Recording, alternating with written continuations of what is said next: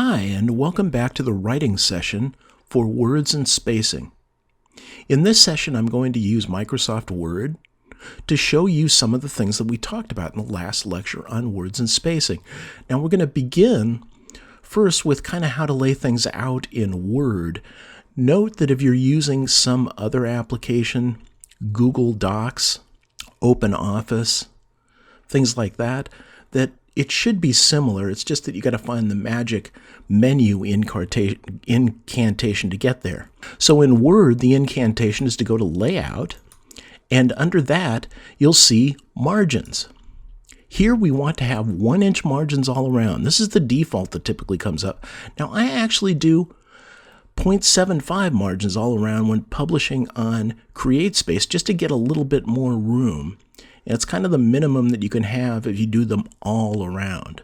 You can have smaller margins on the inside than the outside, but I like to have the same all around. It's easier to set. So typically set to normal. When I'm going with CreateSpace, I set to 0.75, and you'll actually see the cursor here jump closer to the edge because of that when I set that. So let's set it back to 1 inch, the typical standard that everybody uses for spacing. The other thing that you can set on this menu ribbon is hyphenation, and we want hyphenation none. We want no auto hyphenation. The final thing is when we go to Home, we can set that this is going to be left justified. Don't do full justification. That's when you'll start getting weird spaces put in there to try and justify left and right. It's better to have left justified with a ragged right edge. So this is the way you select that. And here we're ready to write. Now the first thing we're going to do is we're going to write a sentence. Remember that a sentence begins with a capitalized first word and ends with a period. So let's write a short sentence.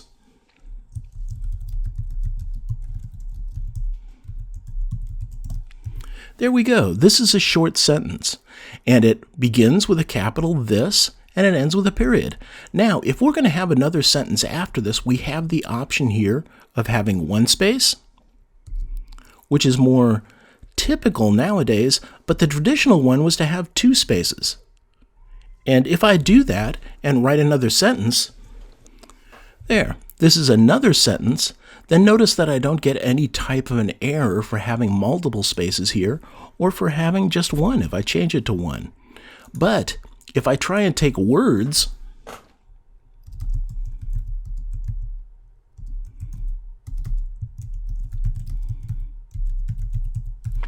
and put multiple spaces in between, it should actually complain to me that I've got 2 spaces here. This is not what you do to separate words. You use 1 space in between. The only place you can use 2 spaces is between sentences. There we go. So I repeated a couple sentences so that we can see that our paragraphs here are left justified. To create a new paragraph, you just go to the end of the sentence at which you'd like to start a new paragraph and press return. Notice that I didn't press return here when I made it to the end of the line. I just let Word automatically wrap. And we can see here that paragraphs are by default being separated by 1 blank line. We can also separate them by having indents instead of 1 blank line. Now, rather than going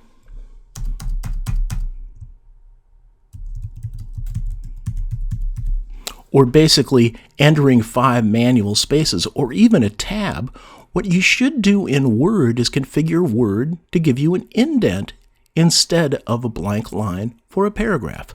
Let me show you how that's done. Let's get rid of these 5 spaces I added. And we'll go up to Word's styles. Styles are the way you configure the way things look in Word. So I'm going to go to Home, and here are our styles. We can see that this is a normal style since it's highlighted with a gray box around it for this paragraph. Normal is kind of your base style for all normal sentences. Now I'm going to go to it and right-click, and up comes Modify in the context menu. And when I select Modify, I can now select how this thing is going to be configured. Specifically, I can go to Format Paragraph, and I can say no 8 spaces after. And this is what's giving us that blank line. And then I go to special and I say first line, indent by, well, actually, instead of 0.5, I like 0.3. And there you go. Now, when I save this and I go ahead and say OK, we can now see that that blank line is gone between paragraphs, and instead I'm getting about a 5-space indent per paragraph. So that's the way to configure paragraph indenting in sentences. Let's look at some other things, like the use of apostrophes.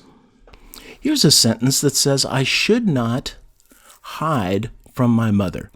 Now this can actually be condensed by getting rid of the space between should and not, getting rid of the O and replacing it with an apostrophe. So it becomes, instead of should not, I shouldn't hide from my mother. This is one way that you can eliminate spaces.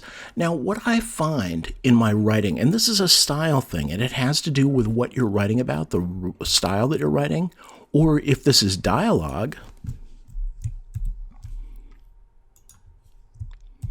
which is identified by putting things in double quotes, then what shouldn't is, instead of should not, is that should not is much more formal.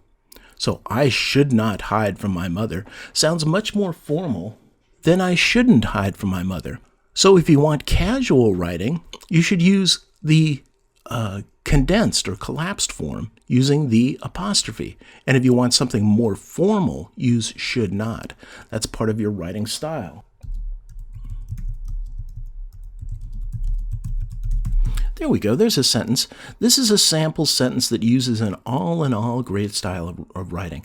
Now notice all in all, we have hyphenated the words to put them together. This is a word string, so it's another case where your spaces disappear. That's about all that I have really to say about spaces and words for right now. In the next writing session, we're going to look at punctuation, which is going to get a little wilder and a little more interesting. So I'll see you then.